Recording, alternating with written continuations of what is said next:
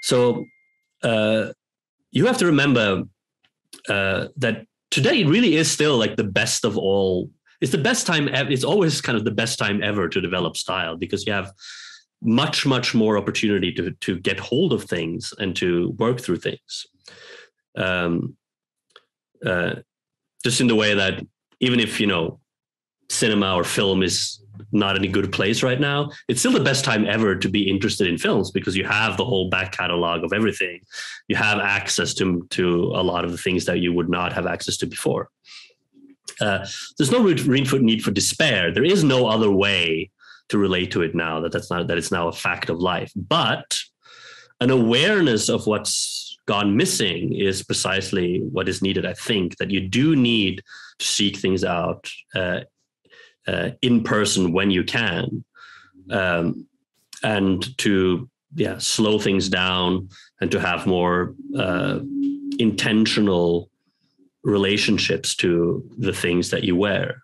But that is almost impossible to prescribe, especially when you look at someone who is 10 years younger or something. That is just a completely different thing. They can become experts in Ivy style in a couple of days on Reddit. You can do it, but that is not the same. And I know this from from teaching other stuff, more like philosophically textured things, that these shortcuts are harmful, even in the medium term. That the time it takes to develop those relationships is very hard. But I don't think that there is a way around it. I'm absolutely convinced that if I was a teenager, or in college now, that is exactly what I would do. But there is throughout style, you can see it, that there is this sort of expanding notion of sameness in architecture. It's true, if you go to Indianapolis, to a coffee shop in Indianapolis, it looks like in the world. It looks like that everywhere. This sort of neutral space, and the speed of trends now is breathtaking in that way. That even when it's still to this day, it depends a little bit of where you go, but I lived in Vienna, in Paris, I spent time in Rome, Naples, and it was like an incredible difference even in the late 90s, early 2000s, geographically, where people live, what people looked like where you lived, where you grew up, determined your style to an incredible degree. There was nobody in Rome who looked like they lived in Paris, or vice versa. Didn't happen. Among younger people, there was, more.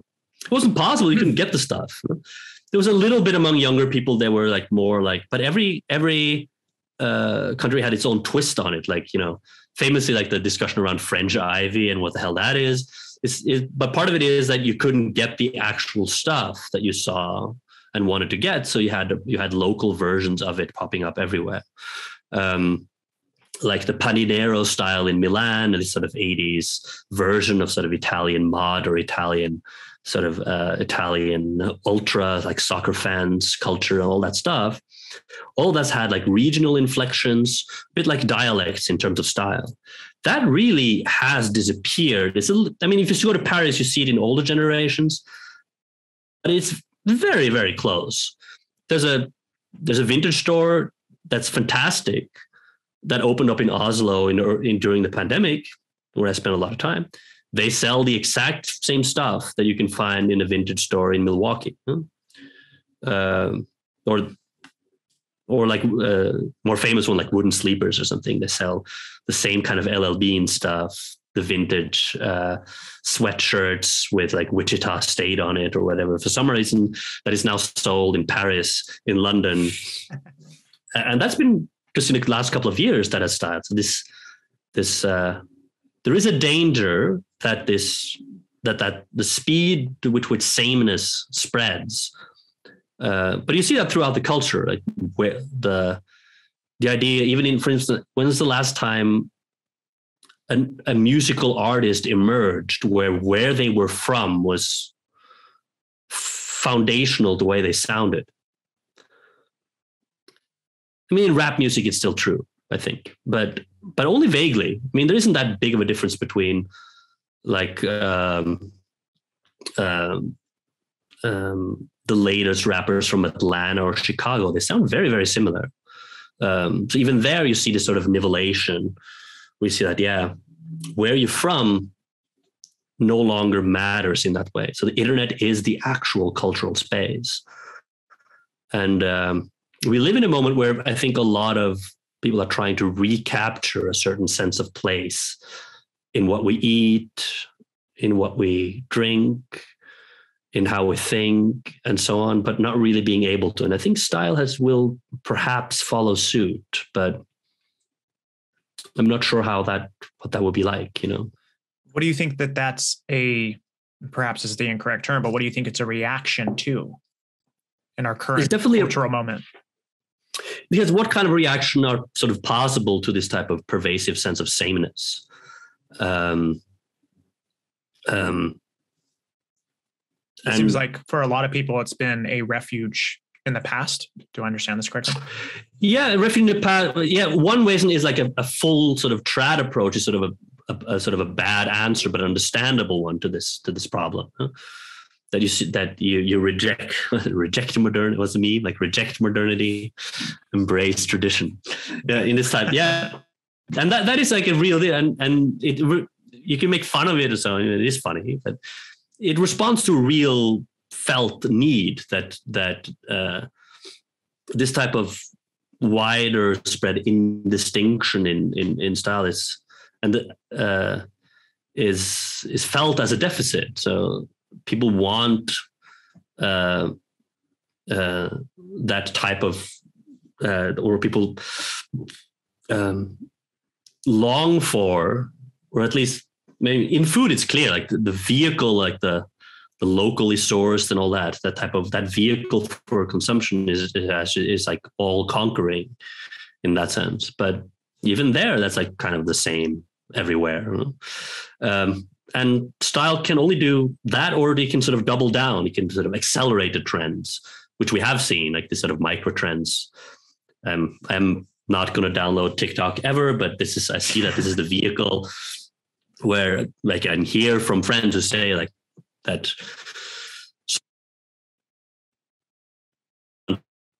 and as a trend, it can sort of spread and exhaust itself within a matter of weeks or even days. And sort of, you can just become this sort of explosion.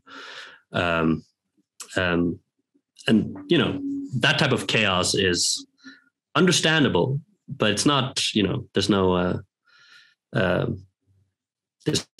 solution to this unless we change the actual infrastructure, what's going on. Maybe that's where I've out myself sort of which is sort of a certain type of Marxist view of things. Namely, sort of there is a material condition for why these things happen.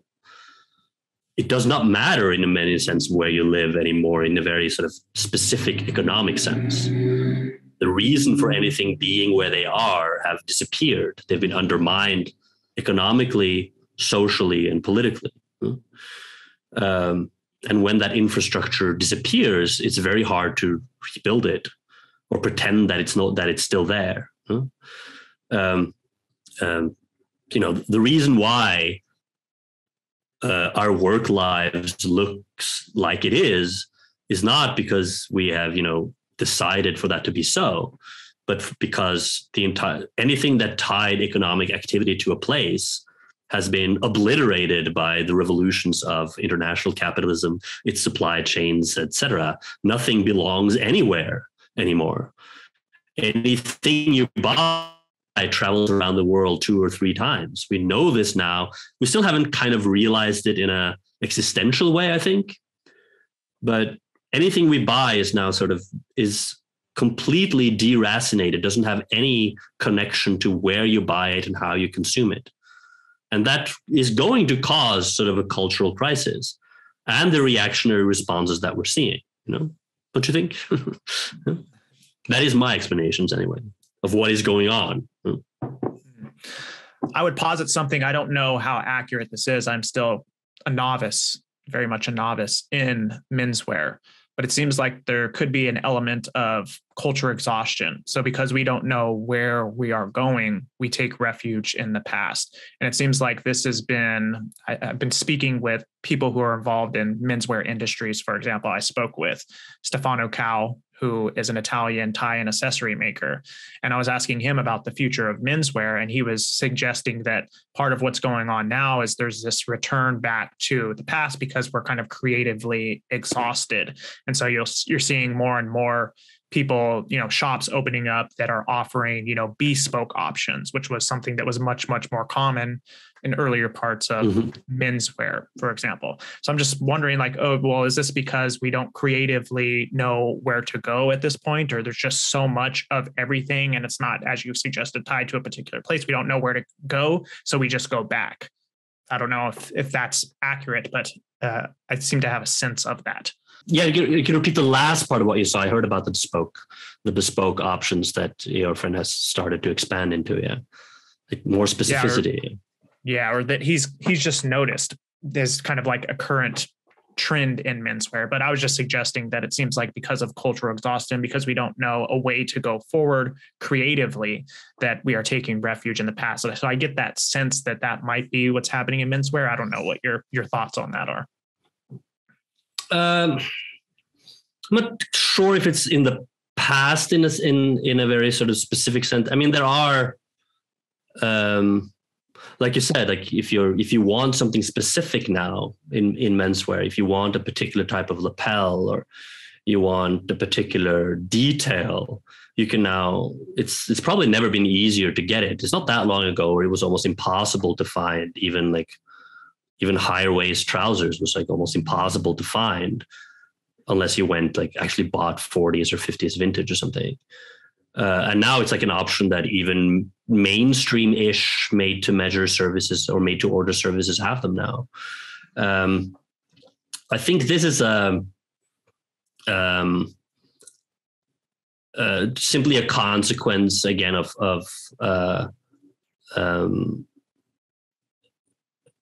I don't know, because all these places, I don't know how your friend exactly is working, but what we're seeing is what I'm seeing at least, it's like there's an expansion of options in this sort of middle to upper segment of the market, right? Where but all of these like made to measure things are often made, by contracting with factories if it's in Italy or India or China anyway, right? I don't know exactly how your friends work, but if we're seeing a return to that, we're actually seeing basically the transfer of those bespoke or bespoke-ish details, like the typical Neapolitan shoulders. You don't have to go to Naples anymore. You can get it through a made-to-measure from somewhere else, right? So I see more that you actually get a lot of those traditional details now embedded in that system of sameness. That's what I'm seeing, maybe. So basically, that's to be expected as well. Once those options become available, and that's a good thing, but it's not, I think, contrary to the developments that we're seeing. You're instead seeing even more like precisely those details that were geographically specific, like the full chest of an English jacket or the Neapolitan shoulder is now simply options that you can click on when you order something made to measure. But I don't know, that's maybe like a more pessimistic view in the sense that there's nothing is going to stop this cultural deracination of these things. Instead, more and more specific details are going to wander into the global supply chain and become hierarchized in this way.